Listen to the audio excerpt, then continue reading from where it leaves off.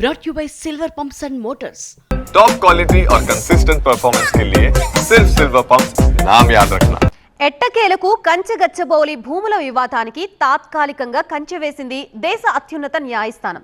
ఈ విషయంలో రాష్ట్ర ప్రభుత్వ తీరుని తప్పుబట్టిన సుప్రీం అక్కడ యథాతథ స్థితిని కొనసాగించాలని ఆదేశించింది. దీంతో ఇప్పుడు ఈ వ్యవహారం పొలిటికల్ గా హాట్ టాపిక్ అయింది.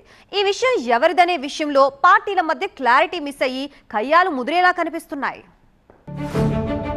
కంచె భూములపై సుప్రీం స్టేటస్ కో. విక్టరీ ఎవరిది? పొలిటికల్ క్రెడిట్ దక్కేదెవరికి? సమిష్టి విజయం అంటోన్న బీఆర్ఎస్, బీజేపీ కృషి తక్కువ కాదు అంటున్న కమలనాథులు. Hyderabad to Delhi high tension పుట్టించిన కంచెగచ్చబౌలి భూముల వివాదంలో సుప్రీంకోర్టు కీలక ఆదేశాలిచ్చింది.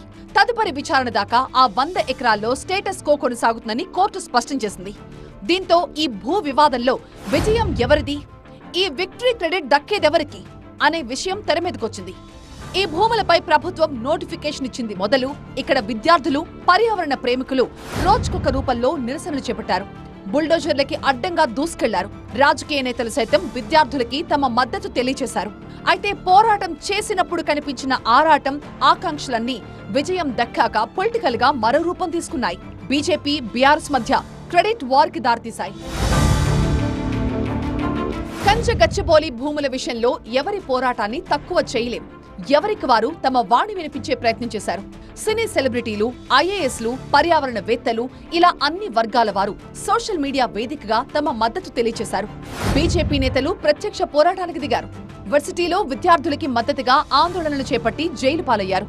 ఈ విషయంలో ప్రధాని మోదీ సైతం స్పందించారు. తెలంగాణలో కాంగ్రెస్ ప్రభుత్వం పర్యావరణ విధ్వంసం సృష్టిస్తోంది అంటూ ఆగ్రహాన్ని వ్యక్తం చేశారు. साथियों, तेलंगाना की कांग्रेस सरकार भी जनता से किए वादे भूल गई है.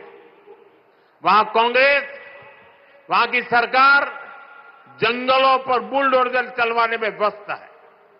प्रकृति को नुकसान, जानवरों को खतरा, यही है कांग्रेस की कार्यशैली. हम यहां कचरे से गोवर्धन बनाने के लिए मेहनत कर रहे हैं और वो बने बनाए जंगलों को उजाड़ रहे हैं. బీఆర్ఎస్ కూడా ఈ భూముల విషయంలో గట్టిగానే పోరాడిందని చెప్పాలి. విద్యార్థులకి మద్దతుగా నిలవడమే కాదు, ఆ పార్టీ బృందం కేంద్ర కమిటీని కలిసి బలంగా వాదనలు వినిపించింది. అయితే పర్యావరణ పరిరక్షణ కోసం జరిగిన పోరాటంలో సాధించిన విజయం వెనుక అందరి కృషి ఉందని చెప్తోంది బీఆర్ఎస్. కోర్టు తీర్పు ప్రభుత్వానికి చెంపపెట్టు అన్న కేటీఆర్, విద్యార్థులు, పర్యావరణవేత్తలదే ఈ విజయమని స్పష్టం చేశారు. ఇది విద్యార్థుల విజయం, ఇది హైదరాబాద్ సెంట్రల్ యూనివర్సిటీ యొక్క ప్రొఫెసర్ల విజయం. నిజంగా చెప్పాలంటే ఈ రాష్ట్రంలోని, ఈ దేశంలోని పర్యావరణ ప్రేమికుల విజయంగా చెప్పక తప్పదు. రేవంత్ రెడ్డి సర్కార్ చేసిన పర్యావరణ విధ్వంసం మీద గలమెత్తిన ప్రతి ఒక్కరికి, వారికి మద్దతుగా నిలబడ్డ ప్రతి ఒక్కరికి కూడా హృదయపూర్వకంగా నా ధన్యవాదాలు. అయితే బీజేపీ మాత్రం ఈ క్రెడిట్ తమ ఖాతాలో పడాల్సిందే అంటోంది. రాజకీయ పార్టీలుగా ఎవరేం చేశారనేది పక్కన పెడితే తమ పార్టీ నేతలు తప్పుడు కేసులు ఎదుర్కొన్నారని, న్యాయస్థానాల్లో విద్యార్థుల తరపున పోరాడారని చెప్పారు కేంద్ర మంత్రి కిషన్ రెడ్డి. ఈ విషయంలో బీజేపీ కృషిని తక్కువగా చూడొద్దన్నారు. డైరెక్షన్ లేదు, యాక్షన్ లేదు, అంతా బీజేపీ. మేము ఎవరి డైరెక్షన్లో మేము చేయము, ఎవరికి యాక్షన్ కూడా మేము అంగీకరించాము. మా పార్టీ పరిస్థితి మేము చేస్తాం. వాళ్ళు పొలిటికల్ పార్టీ వాళ్ళు ఏం చేసి నాకు అనవసరం. నా పార్టీ తరఫున, భారతీయ జనతా పార్టీ తరఫున మేము ఖచ్చితంగా ఈ విషయంలో అన్ని రకాలుగా విద్యార్థులకు అండగా నిలబడ్డాము. అరెస్ట్లు అయ్యాము, అక్రమ కేసులు పెట్టారు. మా మహిళా మోర్చా, మా యువ మోర్చా అందరూ కూడా ధర్నాలు చేశాము. ఇక్కడ మంత్రులను కలిశాము, న్యాయస్థానం కలిశాము, మా అడ్వకేట్లు హైకోర్టులో వాదించారు. అన్ని రకాలుగా మేము కూడా చేశాము.